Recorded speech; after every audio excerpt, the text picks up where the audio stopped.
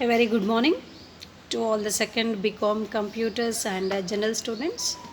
So we are going to learn the subject called principles of insurance. In this principles of insurance, we are learning, already we entered into unit 2, second unit. Okay, previous class I told you in second unit the contract of insurance and principles of insurance. There were 7 principles of insurance in previous topic what we discussed. Next topic is insurance products. There are various types of insurance products. In this, the first and the foremost and the main thing is marine insurance. Okay, health insurance, medical insurance, marine insurance, okay, bulgari insurance, various types of insurance products are there. And today we are going to learn about marine cargo insurance. Okay, so first let's see what is the meaning of cargo. Cargo means packing of goods, the goods which are traveling in sea water, airways, railways or by post. The goods which are sent by these 4 process, a specialized packing is done for the goods which is called as a cargo. So marine insurance is also providing the special packing of cargo. So why the cargo, why the goods should be specially packed? Because during export and import shipments, okay, there is a chance of risk. What type of risk is there? Fire, accident, okay, explosion, theft, loss of package during loading and unloading. So when they move keep the goods into the ship or the aeroplane or taking down, there may be loss of packing may break away, any fire accidents, theft means robbery. That is the reason they are packing the goods in the specialized thing. And when the goods are carried to the wars, strikes, during wars, strikes also, the goods may be spoiled. In order to protect the goods, for such cases, what they are doing is they are packing specially. So that is the meaning of cargo, so which is a part of marine insurance. So let's see the marine insurance. Marine insurance is not the recent origin. Marine insurance did not come into existence recently. Its existence can be traced back to several centuries. So long ago, this topic marine insurance came into existence. Marine insurance described as mother of all the insurance. Marine insurance is the mother of all the insurance. The market began in Lloyd's Coffee House, opened by Edward Lloyd in around 1688 on Tower Street in the historic city of London. So who started the topic of marine insurances?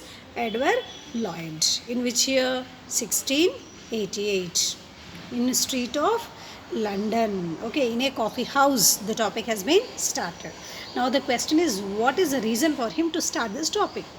Okay, so this topic in a coffee house in 1688 by a person called as a Edward Lloyd started. So why? Because this establishment was popular place for which establishment? This Lloyd's coffee shop, which people used to sit like sailors, merchants, businessmen, banking people, ship owners used to sit in this shop and discuss their problems and business dealings. So when they used to discuss about this, he got an idea to do some business with this type of people. So that is the reason this topic came into existence. So let's see the meaning of marine policy. Previously in the first slide we saw what is cargo meaning. Second slide, who is the person for this marine cargo insurance? That is Edward Lloyd in 1688. So now we are seeing the meaning of marine policy. So the terms and conditions on which a contract of marine insurance is entered into between the assured and the insurer. So agreement between the two people, that is insured and the insurer, by a process called as a documentation. Anything should be in the form of written format. So agreement between the two people, that is insured and the insurer. So it should be duly signed according to its section 26 and subsection 1. The documentation should be signed, then only there is going to be some value for this documentation. It must be duly stamped according to which act? The Stamp Act of 1899. It should be duly stamped. You are able to understand? According to section 26 and subsection 1, it should be signed. What should be signed? The document should be signed, the contract between the insured and the insurer, as well as it should be also stamped according to Stamp Act of 1899. Types of marine insurance. Some important types of policies are voyage policy, time policy, where the contract is to insure the subject matter at and from or from one place to another or others. So voyage policy means from where the movement of the goods is starting, where the movement of goods is going to end. That discussion should be done. Okay, the distance, the number of kilometers, the way it is packed, who is taking the responsibility, according to which section this one? According to section 27 and subsection 1. Previously I said one more section, that is section 26 and subsection 1, that is the document should be duly signed according to section 26 and subsection 1. Whereas according to section 27 and subsection 1, what is happening is it should be mentioned clearly in this agreement on the documentation that from where the movement is starting, where the movement is going to end.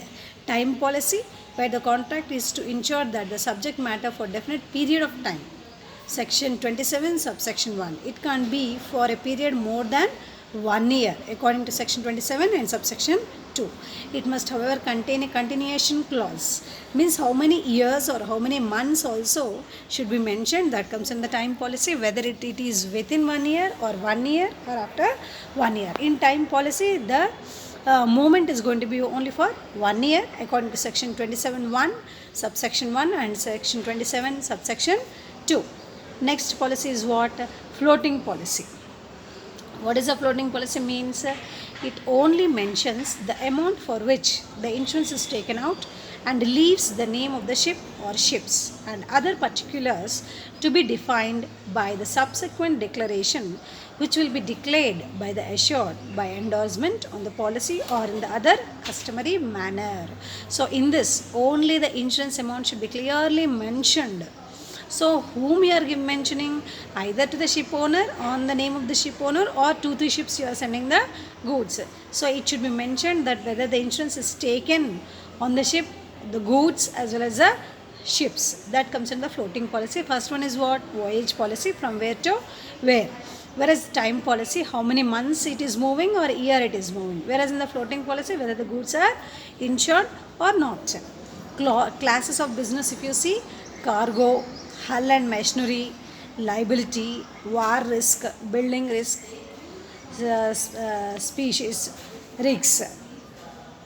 Classes of business. So cargo refers to the goods and commodities carried during the transit by the rail, road, sea or air from one place to another place. So what is the meaning of the cargo is? You are packing the goods, okay, and sending the goods from one place to other place either by means of water or air or railways or roadways. The cargo transported by the sea is subject to manifold risk such as loss or damage as at the port, loss or damage during the voyage, means during the movement.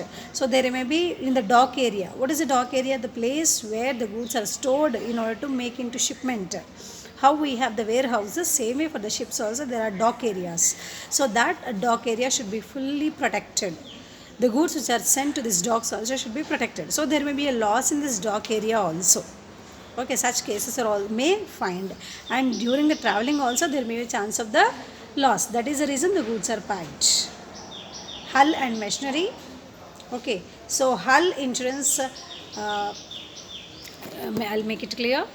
Hull insurance omits any references to goods or merchandise and covers only the structure of the ship.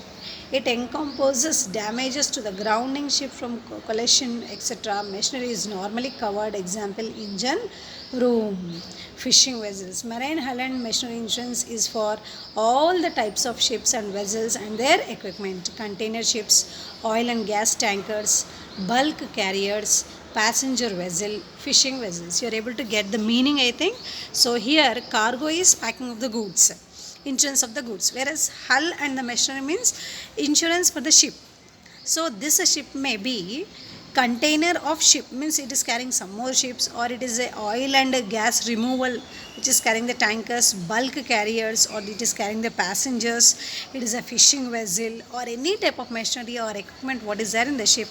If you are taking the insurance for that, means it comes in the hull and machinery insurance. Liability means what you should pay due, comes under liability. Here you can see the picture neatly.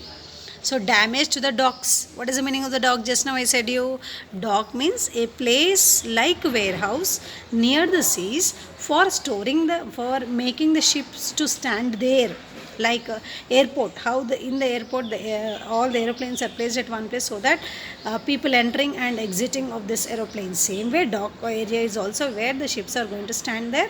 The people may come in, the people may go out. Same way goods are also loaded and unloaded. Dock area. So damage to the dock area insurance, damage to the cargo.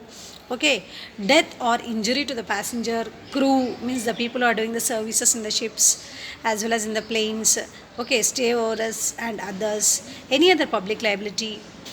Okay, product liability mainly for the construction of the ships and related parts. Fines and other penalties. Unrecovered general average expenses. Oil pollution, collision damage not covered by hull insurance 25% for most countries, plus excess over the insured value. So in this liability, the amount is collected from the various people. It may be dock area expenses, it may be shipment expenses. Okay, it may be hull and the machinery insurance. All the insurance or all the expenses collected under a special category called as a liability of marine insurance. Okay, next, different causes of marine losses. Why there are the losses, how the losses are caused on sea. Okay, theft and non-delivery, handling and sewage damage, loss from water, marine perils. So theft means robbery. You place the goods on a ship, but the ship has been missed its way and it is moved away to the wrong place, or wantedly the people diverted the ship and they carried the goods. Robbery has been taken place. Handling means when the goods are loaded and unloaded, there is damage to the goods. Loss from water, because of high tides also. What is happening is the goods which are sent on the ships may be getting damaged. Marine perils, any hurdles.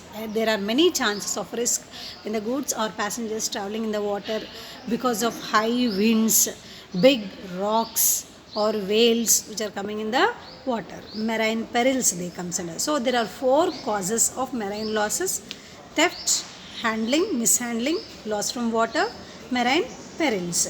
Documentation. If you see documentation process of this marine insurance, claim form. First and the foremost thing is, suppose you want the insurance of this marine, means you should fill up the claim form, a application where you are going to receive the cash. That is called as a claim form. Original policy, whatever you are having the insurance, if you made, means that policy should be submitted. Original bought, invoice means receipts. Packing list, how many types of goods are packed, sent. Delivery order, which place you are delivering the goods, who gave this order. Officially damage, letter of claim. Okay, estimate of the cost of the repair, what will be the cost if the ship has been damaged. Ship accident report, how the accident has been caused to the ship. Picture of the damage, photo if the cameras are there, the photo also. These all they'll go through, then only the insurance is going to be paid in marine cases. Shipping documents, airway bill,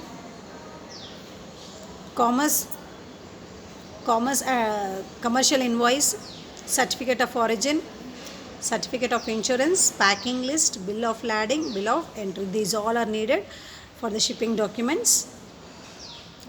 Marine cargo insurance, warehouses, you can see to the warehouse. Why marine insurance should be done is the question now. Once the goods are moved out from the warehouse to the of the seller, and they are no more the custody of the seller or the buyer. So once the goods are moving from the person who is selling the goods, means he is not going to take any responsibility. That is the reason marine insurance should be done. They are rather in the hands of the third party called the carrier. So in the third party, the goods may be sent. You can see the picture there. The ship has been completely merged in water. So in such cases, the seller is not going to take any responsibility because the goods are given to the third party. So third party is the reason for the goods ownership. So only we should take the marine insurance. It is compulsory. Okay, during the transit, losses can arise. Just now you saw the ship has been merged in the water. Fire explosion may occur, breakage, accident, theft. Okay, non-delivery, etc. Okay, please I request all the students to concentrate on this class. Thank you. And today's topic was about marine insurance, one of the important topic.